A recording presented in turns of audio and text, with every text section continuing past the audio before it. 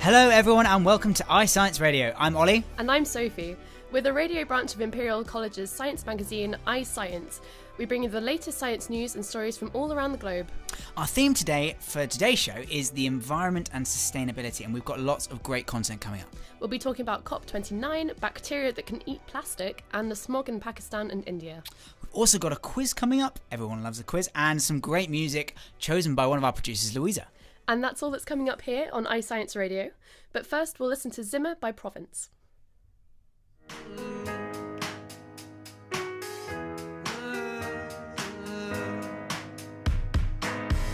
Türe zu, Augen auf, du siehst Liebe überall. Deine Welt in 4 Wänden, endlich kannst du dich befreien. Und du liegst in deinem Bett, denkst an einen Typ, der dir nicht schreibt. Und du fühlst dich so allein, färbst deine blonden Haare blau.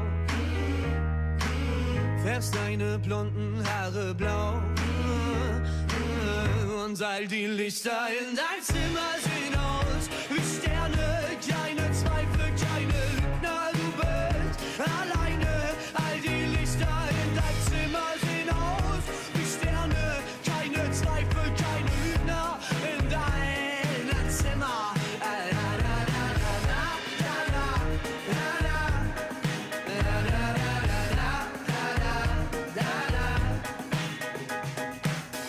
Und die Musik immer laut, schreist Lil Peep auf deine Haut. Glaub mir, was du jetzt bist, das ist morgen schon egal. Und Papa war nur selten da, Mama weint doch nur manchmal. Doch dir ist das jetzt egal, färbst deine blonden Haare blau. Färbst deine blonden Haare blau. Und all die Lichter in dein Zimmer sehen aus wie Sterne, keine Zweifel, keine Lügner, du bist alleine. All die Lichter in dein Zimmer sehen aus wie Sterne, keine Zweifel, keine Lügner in deinem Zimmer.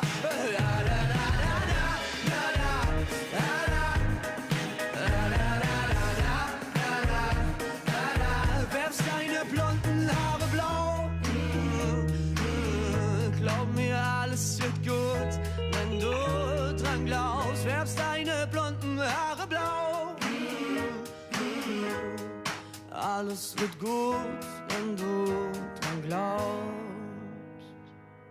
Und all die Lichter in dein Zimmer sehen aus wie Sterne. Keine Zweifel, keine Lügner in deinem Zimmer. All die Lichter in dein Zimmer sehen aus wie Sterne. Keine Zweifel, keine Lügner in deinem Zimmer. In deinem Zimmer. Keine Lügner, keine Lügner in deinem Zimmer.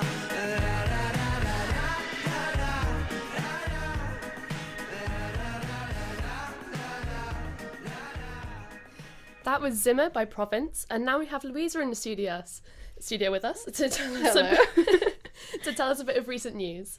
Yes, so chemists at University College London have made a very, very, very skinny kind of spaghetti. It's 200 times thinner than human hair and could be used in biomedicine or tech. Sounds like extreme angel hair pasta. How do they make it? Is it like normal pasta, like with eggs and stuff? They are made from wheat, like the one you would use in the kitchen, but then they add warm formic acid, and they use a very special pasta machine to actually create the pasta. The acid actually evaporates during the whole creation process. Okay. So while I'm not sure if you should eat it, you could in theory. I don't know if I would eat that, to be honest. Yeah, neither would I. That pasta machine must be so small. What is it? What are they using? It's a surprise, not a normal pasta machine. They're using an electrospinner to make the noodles. Because of an electric field, the dough passes through a really small nozzle. And like this, the researchers were able to create such very thin strands. And you said they used that in medicine. How on earth is teeny tiny spaghetti helping in medicine? Well, pasta is very porous, like when you make your sauce, it's like adhering to your noodles. These porous properties could also be useful for wound dressings, so you could use it there. But they also think that they could use it as scaffold for tissue cultivations in labs. That makes sense. The networks of sugar and proteins and other molecules is very similar to the matrix that cells also produce to stabilize them. But the researchers are now looking at more closely at the properties of it all and seeing, for example, how cells react to them. That's really, really interesting. Wow. Oh, I just love pasta. Right, anything involving pasta. Fair enough. It's just a win by me. So do you have any more news for us today? Yes, I do. I got something for all the animal lovers again. Oh, brilliant. Researchers have found or observed that Ethiopian wolves lick nectar from flowers of the torch lilies for the first time. That's mad. I would not associate wolves with licking flowers. Although to be fair, my dog does eat grass. I don't know that. I think that's for a different reason, though. Yeah, you're right. It's very special. This makes the Ethiopian wolf the first large predator species that we know that behaves this way. And since the pollen also gets stuck to their snouts when they eat the nectar, they could also even act as pollinators for the lilies. Wow, no way. I'm guessing they don't just eat nectar, though. Usually they are carnivorous, whatever. They specialize in hunting rodents, and the nectar is just something that they consume sometimes. So I guess we could say the wolves have just simply a little bit of a sweet tooth and go for a snack every now and then. Yeah, even wolves deserve a little sweet treat every now and then. That's really, really sweet. Oh, amazing. So thank you so much, Louisa. Thank you for having me on. So our next song is Riptide by South Arcade.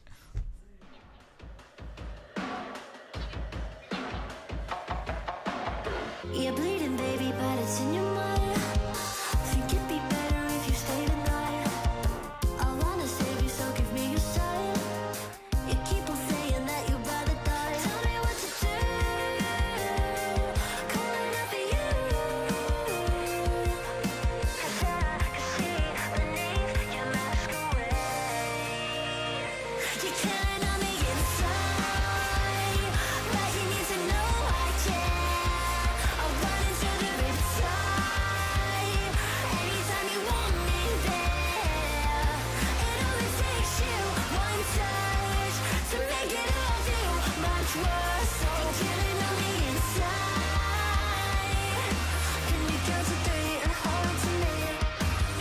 I'm sympathetic when you come around. You know you're running us into the ground. And when they find me, I'll be by your side. So could you be good to me and hold tight? Tell me what to do. Calling out for you. 'Cause I can see beneath your masquerade. You're killing on the inside, but you need to know I care. I'm running to the riptide. Anytime you want me there. It only takes you one touch to make it all feel much worse. So killing on the inside. Can you count to three and hold to me?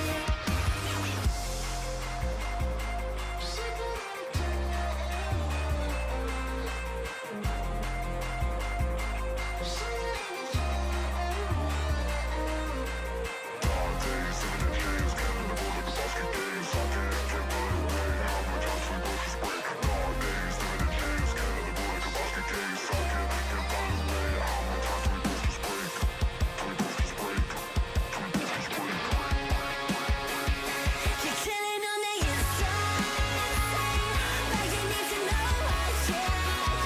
I'm running to the riptide. Anytime you want me there.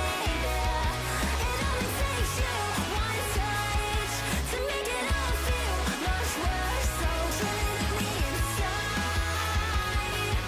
Can you count to three and hold to me?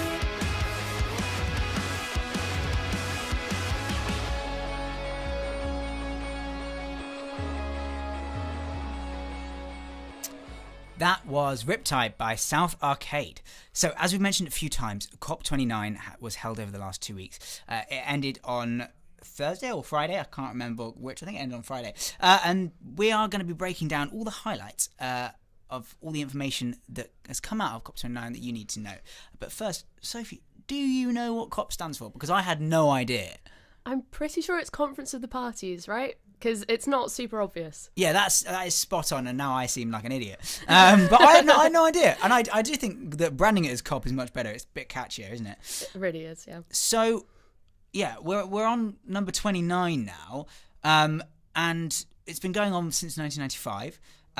They've been on one every year since then. The first one was held in Berlin, I believe, and essentially its objective is to lay out the UN climate policy. So the Paris Agreement is probably the most influential thing to have come out of it, or certainly the thing that most people will have heard of. The Paris Agreement was part of the agreements laid out in COP21 in 2015, and that's when effectively all countries that signed it agreed to try and limit global warming to 1.5 degrees. So it was a massive landmark moment. Yeah, it really is.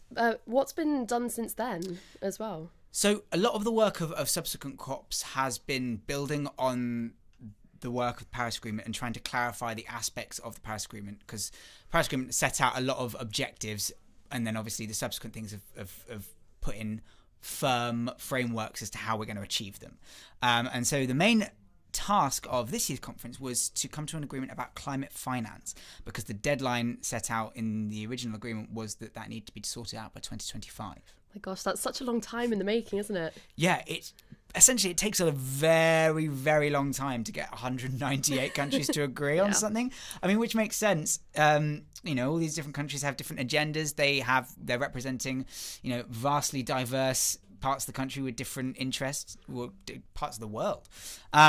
And obviously you have various different blocks within that. So you have the EU, you have, the G77, which is a coalition of sort of economically less developed countries. You have coalitions which represent island nations and stuff like that. So there's lots of different groups within it which are all sort of clubbing together to try and help their causes and stuff.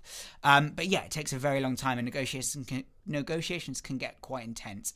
And especially for the countries in the global south, where the effects of climate change are being felt on a daily basis, as we're going to talk about later with the case of this air pollution in Pakistan and countries in global south, island nations, they are feeling the effects of climate change on a day-to-day basis. So I think for them feels like there's a lot more at stake, certainly when it comes to these negotiations. Definitely, yeah.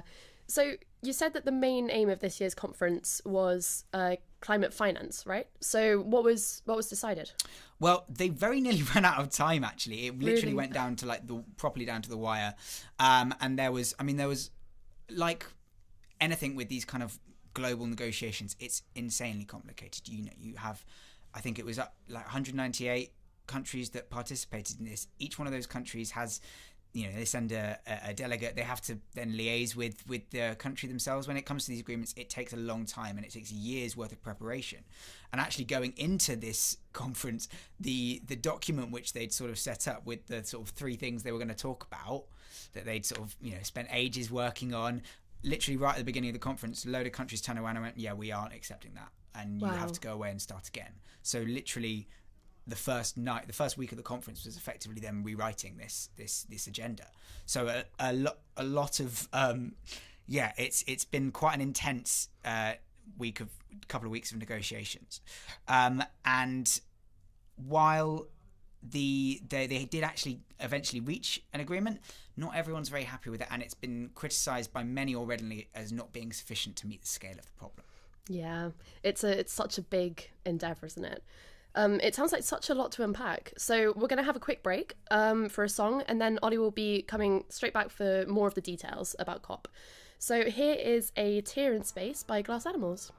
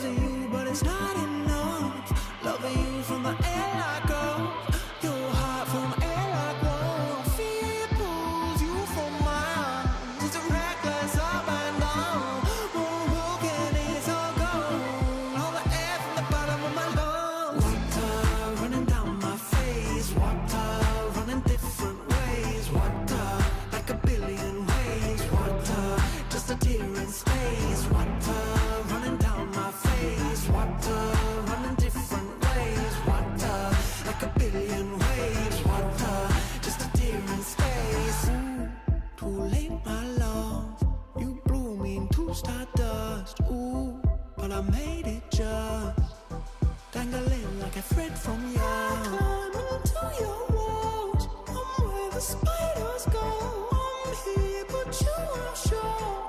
What are you waiting for? Stretch me like leather rope, make me invisible, shape me into your form. What are you waiting for? Hostage, so in love. It's an airless black as on. You turn the air on. You turn the air on. Object disappears. It's a true phenomenon. Forget me and I'm gone. I'm slipping, no, no, no, no, no.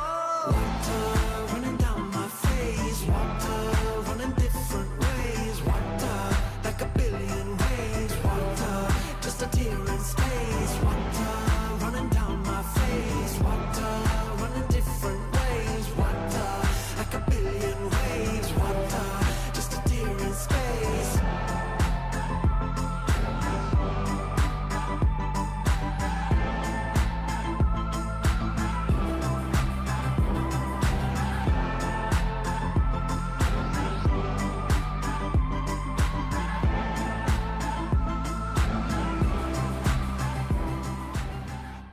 That was a Tear in Space by Glass Animals. So now we're going to talk a bit more about COP again. So we've already mentioned in previous shows that there's been controversy about the location of the conference, right? So it's in Azerbaijan, being an all-state. But what have been the outcomes? Like, have they achieved anything? Yeah, so as I mentioned, the main aim of the conference this time was to get this climate finance deal. In other words, and essentially what that deal is how much money is going to be provided by developed nations to less economically developed nations to aid in their transition to low carbon economies. Because obviously one of the big things is the fact that in order to transition an economy to that is going to cost a shed load of money.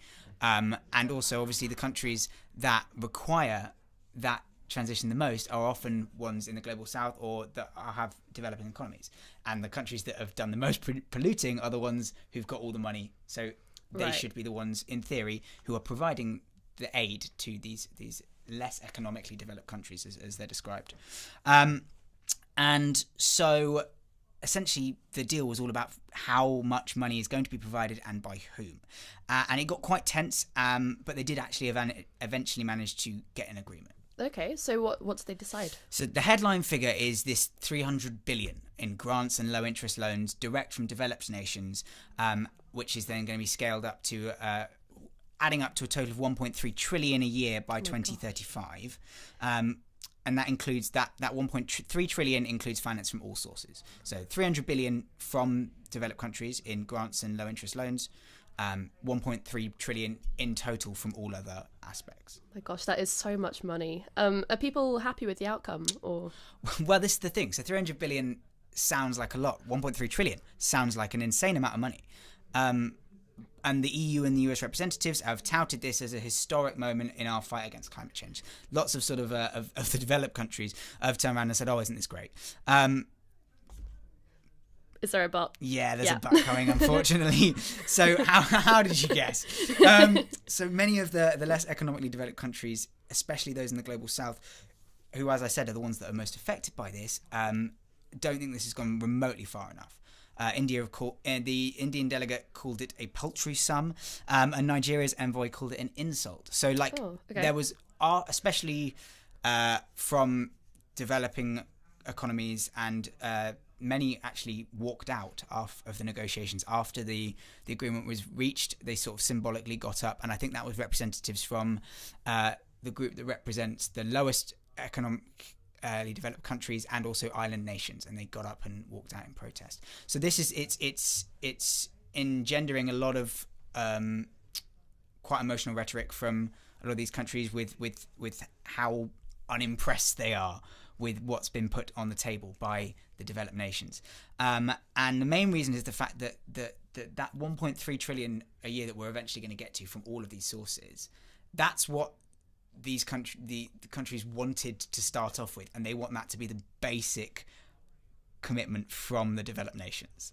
Okay, that's what they want baseline, and then extras on top of it. So the 300 billion is being seen as a little bit of an insult, and certainly at early stages in the conference, much lower figures were proposed, and that went down very badly, which is why it took so long and there was such a scramble to get this deal in the end.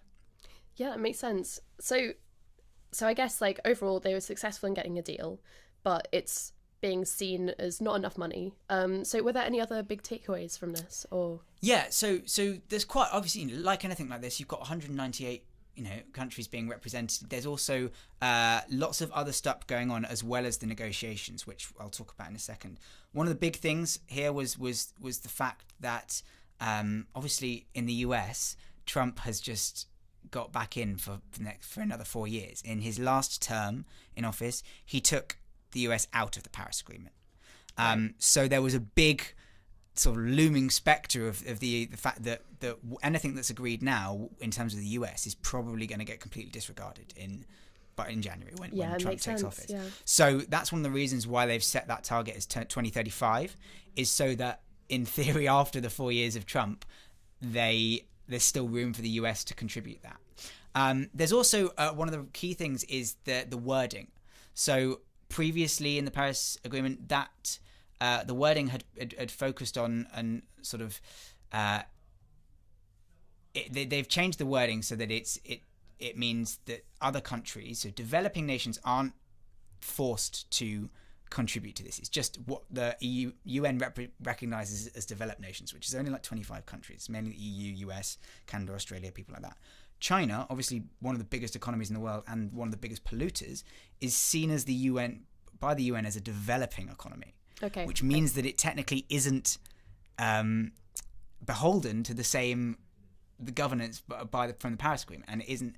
So there was a lot of work in this agreement to sort of clarify China's position, and with the US sort of taking a bit of a step back because of Trump, China have sort of emerged as sort of the de facto next biggest player in this, because they have such a they've got such a large economy. They're one of the largest polluters, and for the first time they've disclosed how much finance they're providing in aid to other countries to help with reducing their carbon economies.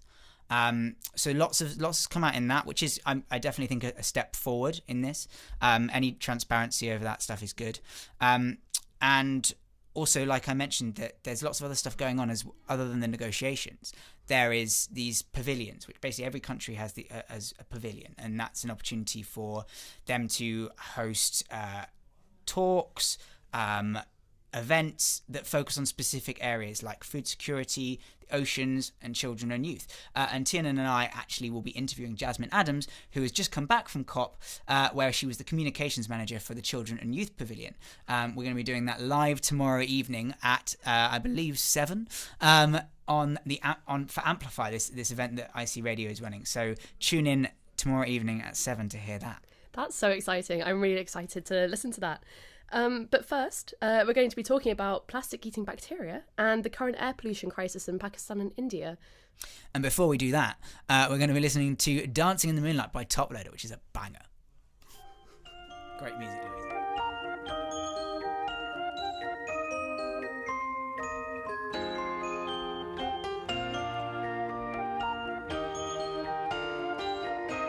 We get it almost every night. When that moon is big and bright, it's a supernatural delight. Everybody's dancing in the moonlight.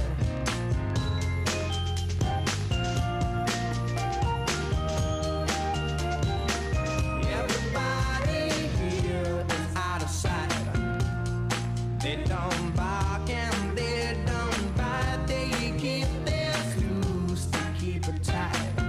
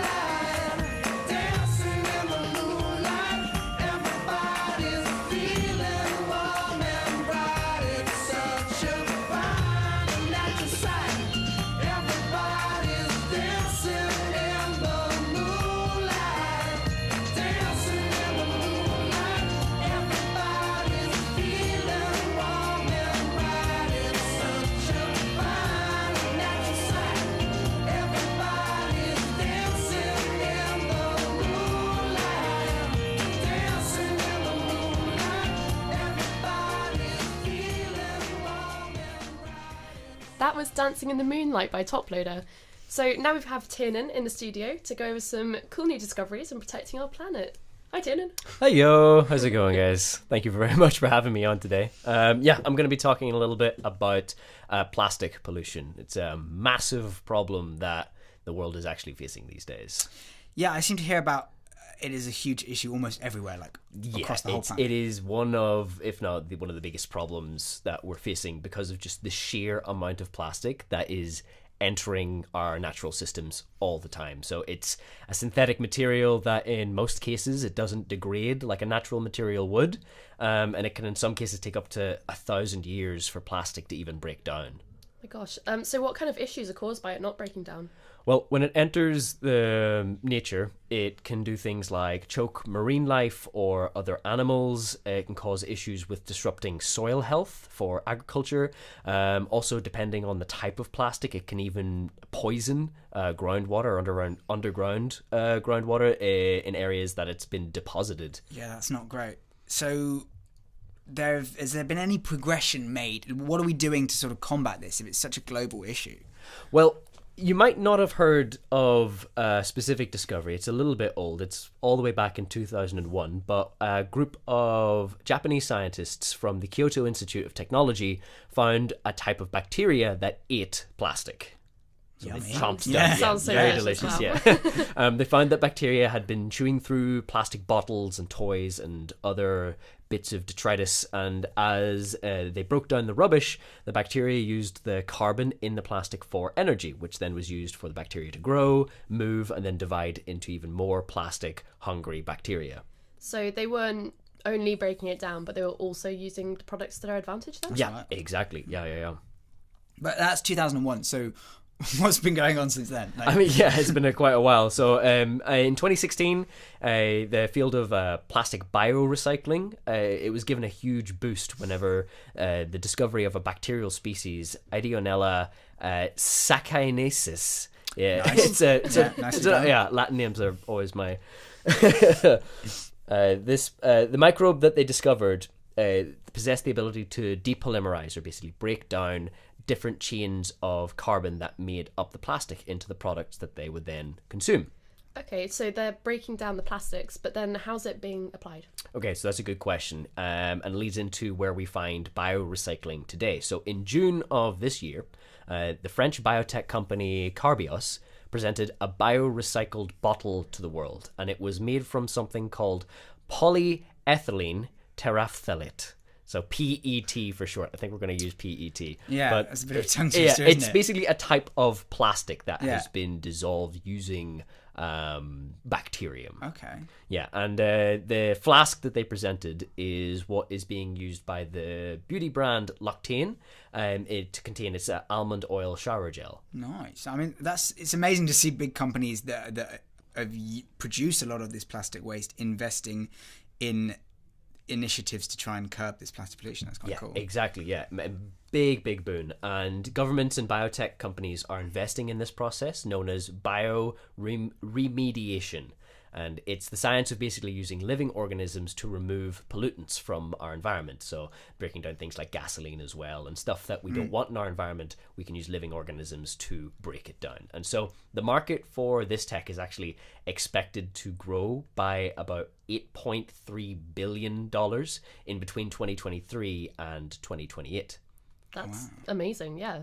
That sounds really feasible. Yeah, so Gillian Banfield, a microbiome researcher at the University of California, was quoted saying that bioremediation is affordable, doable, and uncontroversial. So it's definitely a very interesting pathway that we're taking to combat this sort of plastic pollutant crisis. So I did a bit of research on this kind of stuff for my undergrad, with Yes. more in reference to like extracting enzymes from bacteria for then using Yes. this process. But there are definitely ways of initiatives like this where you're using the whole organism. So are there any other organisms that you can tell us about that are being used? Any other bacterial strains? There are indeed, yeah. So an article that just came out this month, scientists have found that mealworm larvae, specifically in Kenya, can do the same thing. So researchers from the International Center of Insect Physiology and Ecology carried out a trial for about over a month, and they had a whole bunch of mealworm larvae, and they had 3 diets that they fed to them. So one was given a strict polystyrene, so regular plastic. So one was given a very just basic polystyrene diet. One was given a polystyrene and bran diet. So like bran is a super rich in nutrients. It's sort of dense. I had my bran flakes this morning. Amazing, fantastic. And one was given just a strict bran diet. So that was the control that they used. That sounds like such a bad meal. Yeah, honestly, no, it's so one of those bad. new I just fad would not want diets to try that I it. wouldn't want to try. But they found that the larvae that were fed the polystyrene and the bran mixture survived much longer than those who were just given a strict polystyrene only diet. Okay. And why did they do that? Well, they found that whilst the larvae were able to basically decompose the polystyrene, the ones that lived on a polystyrene only diet did survive, but they needed more energy to continue digesting the polystyrene. So in a way, they ran out of the necessary nutrients to continue doing what it would have done anyway. So the bran diet and the polystyrene diet, whenever they were mixed together, helped provide the nutrition necessary to keep the larvae going and ultimately survive longer and decompose more polystyrene.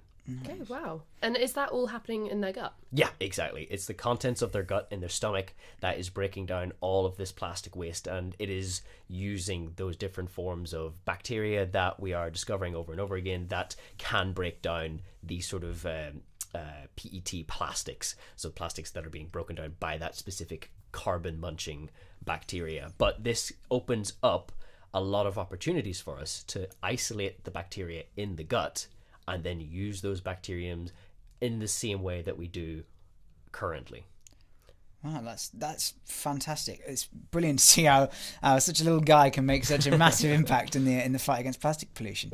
Tiernan, thank you so much for coming and sharing this really interesting research with us. Awesome. Cheers. Thank you so much for having me. Thank you so much. So our next song is Wie ich bin by Caro.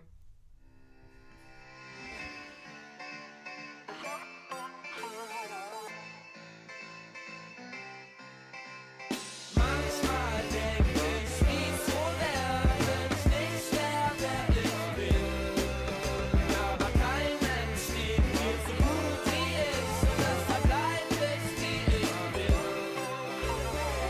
Mir liegt die Welt zu Füßen, denn ich bin ein Superstar. Bin immer schlecht gelaunt, bin arrogant und gut bezahlt. Doch bin ich dann mal ziemlich nett, will ich nur mit dir ins Bett und bin sofort wieder weg, weg, weg. Und ich hab nie für dich Zeit, schreib dir nie zurück. Bin nie verliebt, ständig breit, wenn ich schnief mein Glück. Mir wird so ziemlich alles vorgelegt, grad wenn es um Mode geht. Hab ich 10 Berater, die mir sagen, eine Hose steht mir exzellent. Und erst recht das Hemd, diese Farbe ist der Wahnsinn und demnächst im Rennen. Ey, und geht es um Frauen, dann bin ich der King. Lebe den Traum, will niemals ein Kind. Gebe viel aus und lebe in dem Haus, bin jeden Tag blau und irgendwann blind. Und wenn ich's nicht hab, dann gib es mir her. Und wenn ich's dann hab, dann will ich noch mehr. Will ich noch mehr, dann will ich noch mehr. Dann will ich, dann will ich, dann will ich, dann will ich, dann. Und plötzlich merk ich, diese Welt ist nix für mich. Geh von der Bühne, werf die Maske in die Ecke und bin ich, yeah. Manchmal denk ich, wie so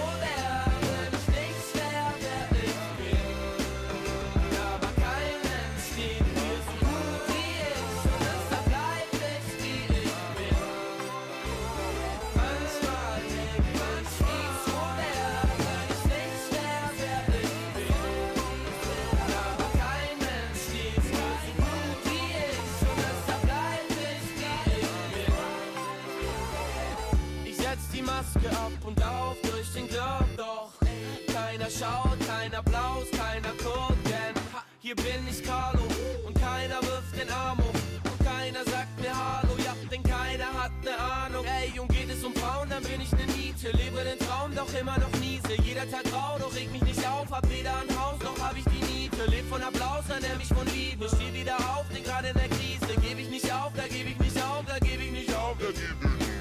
Und plötzlich merk ich, diese Welt ist nix für mich. Setz die Maske ins Gesicht, geh auf die Bühne und bin ich, yeah. Manchmal denk ich, wie so werden ich nicht mehr, wer ich bin.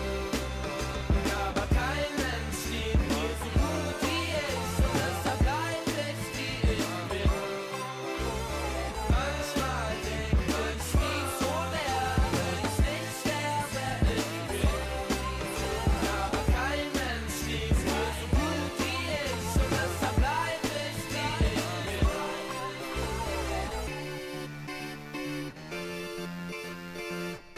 So that was Wie Ich Bin by Crow.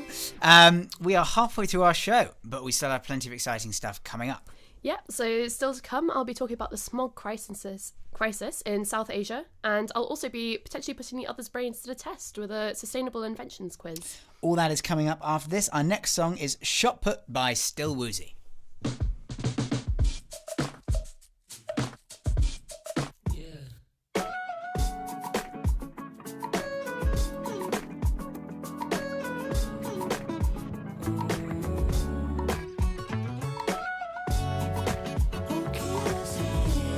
You'll always get your way with me.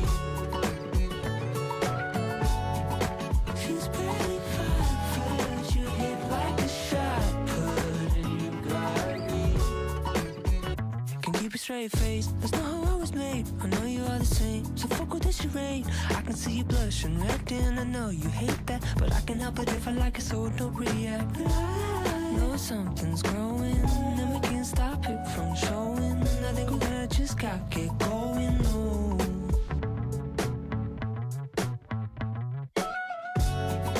Who can I say? You'll always get your way with me. She's pretty fine, first you hit like a shot put, and you got me. Feels right, baby, it feels right. Yeah, it just feels right, right to me. In the night, in the dead of night, we make the wrong things right eventually. Well, I wasn't holding out hope for me. Already making up my mind that I'd be lonely. Then a little grin for the way that I know just what you want from me. Guarantee. My heart, oh my heart of stone.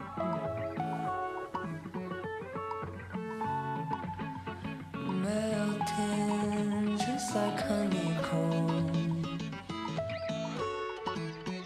Feels right, baby, it feels right.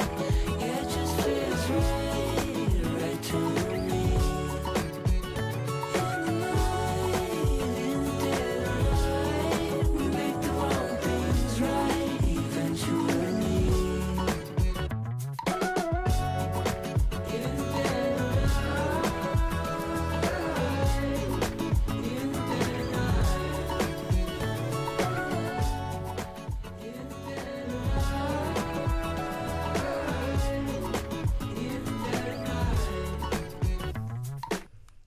Okay, so that was Shot Put by Still Woozy. So now we have the lovely Messina in the studio with us, who is from Lahore in Pakistan and is here to talk with us about the air pollution, so the smog crisis, which is currently happening in Southeast Asia, that's particularly affecting India and Pakistan. So thank you so much for being here, Messina. Thank you for having me. Perfect. So can you tell us what's happening in Pakistan and India at the moment? Like, why is there so much smog? So smog is basically, it's called a mixture of fog with smoke and particulate matters, which is like pollutants. So I think it's like probably since 2016 or at the end of 2016 was the first time when the South Asia, particularly Pakistan and India, started seeing smog around November and in the end of November. And back then people didn't really know what it was, but over the years, because the government has not really taken any actions, it has gotten worse and worse with every year. And this year it was the worst. Like Lahore was the most polluted city. So there are certain measuring indexes that they use. For example, it's called the air quality index. So just to give you an idea, an air quality index between 0 to 50 is like healthy, even though like the closer you go to 50, it becomes unhealthy. For example, in London right now, it's 1, the air quality index. And till 100, it becomes like hazardous. It's like too unhealthy. But in Lahore, it like shooted past 2,000. Past 2,000. Yeah, so like that's how bad it is. That's really, really awful. So 300. So 100 is life threatening. Well, Yeah. it's damaging for humans. Yeah, so it's like damaging for your lungs and everything. wow. Yeah. Okay, so so when the air quality is this low, what's it like living in a city like that, in Lahore? So they're obviously, the thing with people is that because they have to go on with their daily lives, they don't really think a lot about it. But I think since the last year and this year, it has gotten so bad that it is affecting their everyday life. For example, like this time I wasn't in Pakistan because it normally happens around this time, from the start of November till the end of November. It's the worst. I wasn't there right now, but like almost my entire family was ill. They all had flu. They all had a really sore throat, and their eyes get very red. It's like tears are coming out. So because normal masks do not work, you need like a KN95 or something of that sort, and even inside your houses, the air is very polluted. So that's something that we're seeing every day, and just to sort of give the people an idea of the impacts that they cannot see but they're having, is like there are certain stats and stuff. Like, for example, they say that breathing in that polluted air is equivalent to smoking 15 cigarettes a day. So can you imagine 10-year-olds also smoking 15 cigarettes a day? That's absolutely awful, isn't it? Yeah. So in the cities, are lots of things shutting down, or is stuff mainly, I guess people still have to just go about their lives because it happens annually and it's for quite a few months at a time, so I guess people are still having to go out and about. Yeah, so they've started calling it the smog season, and what they normally do is that because the government isn't doing a lot of deep-rooted work to actually fix it, so every year they just bring along these measures which are like emergency precautionary measures. So the schools were shut down for the past 3 weeks, so it's always, it disrupts the education system. That's the first thing they do. They just close down all the schools, and then they also advise most of the offices to approach to adopt a hybrid approach or to adopt a work from home approach. But yeah, other than that, most of the vendors, most of the poor people who don't even have the means to get masks and air purifiers and all of that stuff, they do have to go about their lives, so they don't have any option. Yeah, so it's especially bad for people with not so much money as well. Yeah. That's really, really hard. So is there much pressure on the government to be trying to sort this out more?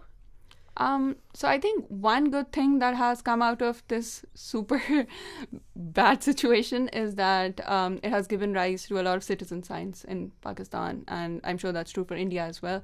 So a lot of people, what they've done is they have gotten their own air quality monitors, and they've installed them in their homes, in their offices, and all of that data is being collected by AQI. That's an organization, and you get a map and everything. So there's a lot of work right now on collecting data, and that's all being done with the intention of sort of putting the pressure on the government to actually do something. And people are becoming more aware because it's just so visible right now, because air pollution has always been there, but now it's something that you can't just turn a blind eye to. It's all around you. It's all the time. Right. So people are just writing about it. People are writing about it on their social media. People are just writing articles about it. But sadly, there's not a lot being done currently.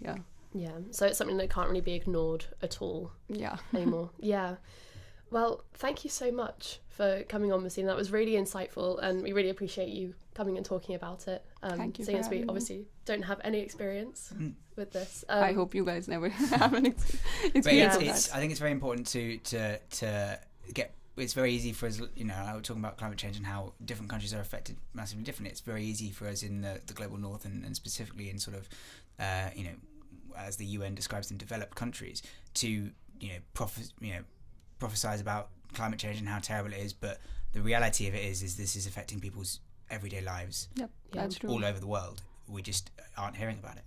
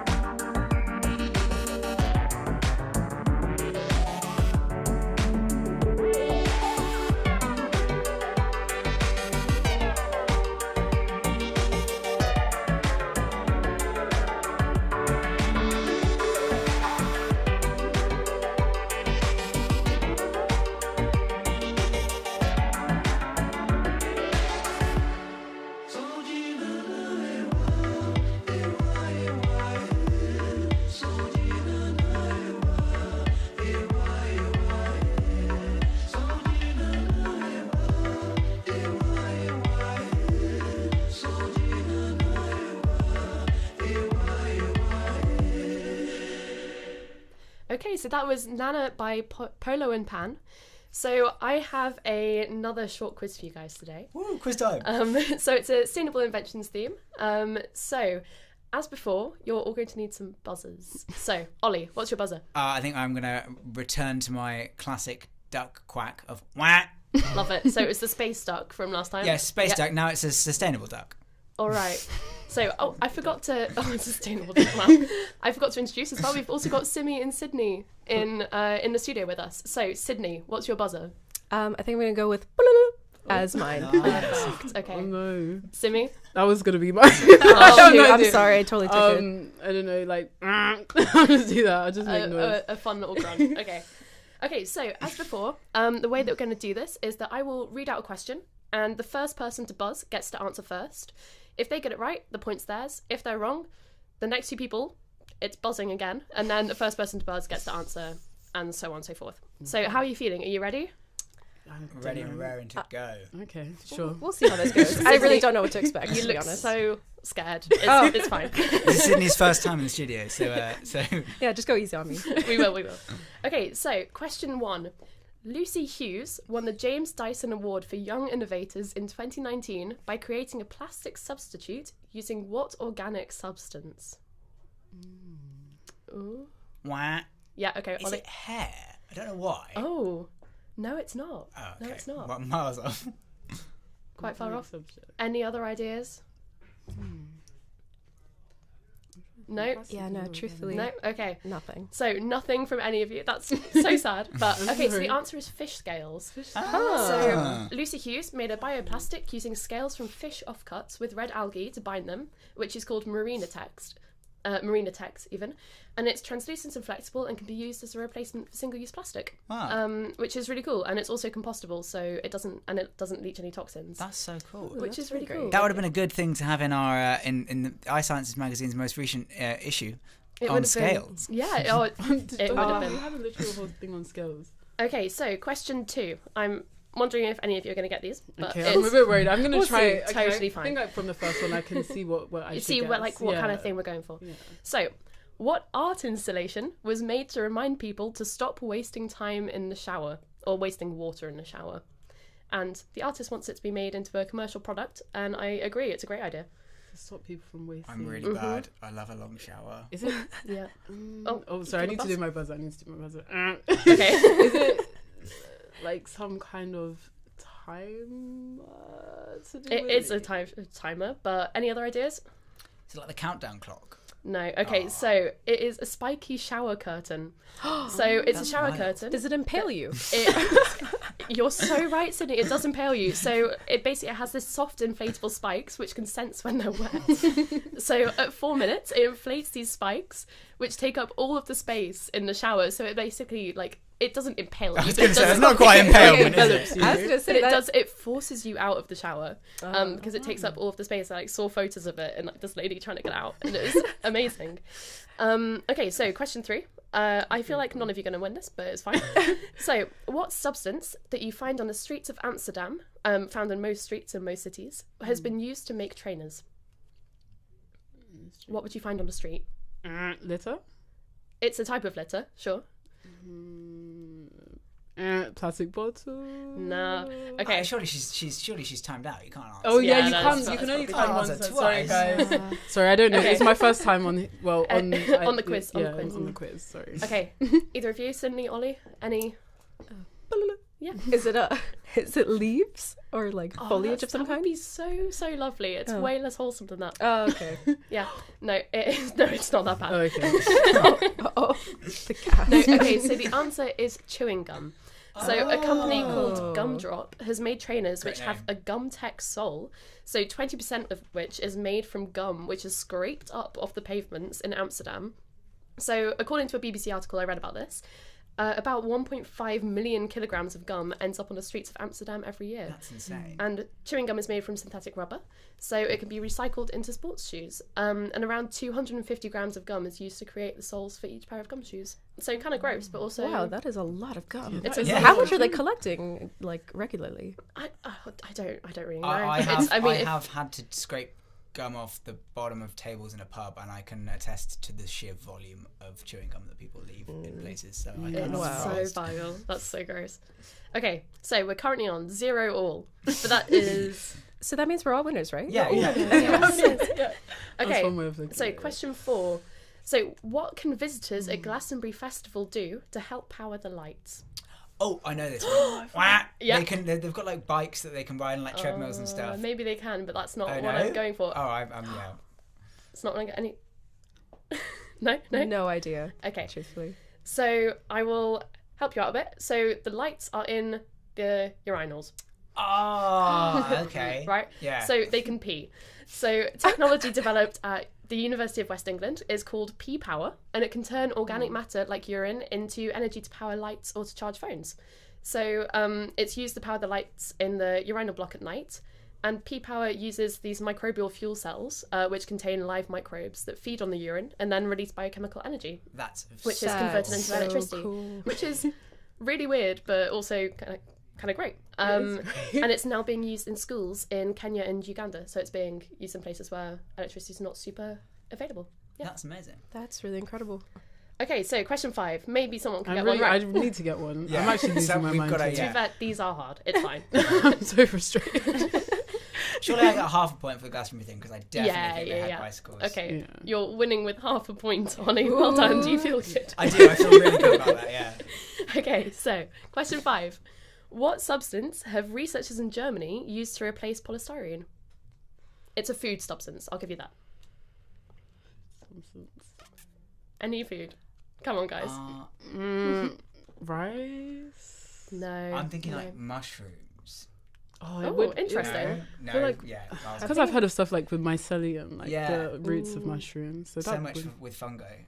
Like, Yeah. I mean, I'm out. So I mean, No you're idea. both wrong again. Yeah. But so it's popcorn. So polystyrene. You know, I was thinking corn because of the high cellulose content in the shells. Totally. Yeah, you might have got half a point there. Oh, You might have been on par you with know, gotta Ollie. speak up next Yeah. time. Anyway. Right. Okay, so polystyrene is made from petroleum and it's really hard to recycle and takes a really, really long time to decompose. So it's terrible for the planet. So researchers in Germany have made a granulated popcorn, which is using the inedible byproducts from cornflake production. So it can be moulded into different kinds of packaging, and then when you're done with it, it can be composted. So it's really, really sustainable and environmentally friendly form of packaging, which would be really brilliant. Is it edible? I don't think so. No, I don't think you want. I don't to think eat you it. should eat it. To It be feels honest, like yeah, don't maybe it's don't like do that packing to me. peanuts. Like I had a friend that ate packing peanuts. I'm not asking for myself. Asking I'm for a not friend. asking for Asking for a myself. friend. I've seen Yeah. a thing which is basically that rather they've replaced packing peanuts with like it's like rice, but they've blown it up. Yeah, yeah, yeah. And so yeah. you can actually eat it. It's not very That's nice. what. That's where I was going So with I think the. Simi with definitely that. should get Oh, sorry, half I'm so point. That's sorry. okay, don't worry. Yeah, I think Simi but definitely should get half point. Okay, so It's that was all okay. the questions I'm a I had loser. for you guys today. So basically sorry, Sydney. I guess I'm the ultimate loser here. Yeah. No, you got the corn. You got the corn. Oh, maybe you all got half a point then. Yeah, So you've we're all all done- winners. You're Out all of winners 6 points. here. Woo! Brilliant. Yeah. So that's all I had for you guys today. So well done. You're all winners Amazing. and potentially all losers. Yeah. Who knows? Well, thank you guys for Talk coming about in this to help out with the quiz, so it's not just me answering the questions. That's all we've got time for today, I think, potentially. I don't think we've got time for an extra song. Have you got any thoughts that you want to share with us, guys? From What, your- just from your- about Yeah, the just quiz. about life, about the quiz. You know? About the quiz, I just feel like it should be multiple choice next time. Yeah. I I feel completely like it agree. should be multiple choice Yeah. next time. Yeah. 100%. I don't know. It was meant to be multiple choice last time, but it got vetoed. Oh, I think okay. it got So, vetoed. Looking at the producers right now. Okay, Okay. so Trouble in paradise. yeah, that is all we've got time for, guys. Thank you so much for listening. And we'll be back here next week. But if you're craving any more science content, please be sure to listen to Science at 1 next Thursday from 1 to 2. And also tomorrow, tune into iScience from 7 to 7:30 to hear me and Tiernan talking to Jasmine Adams. Brilliant.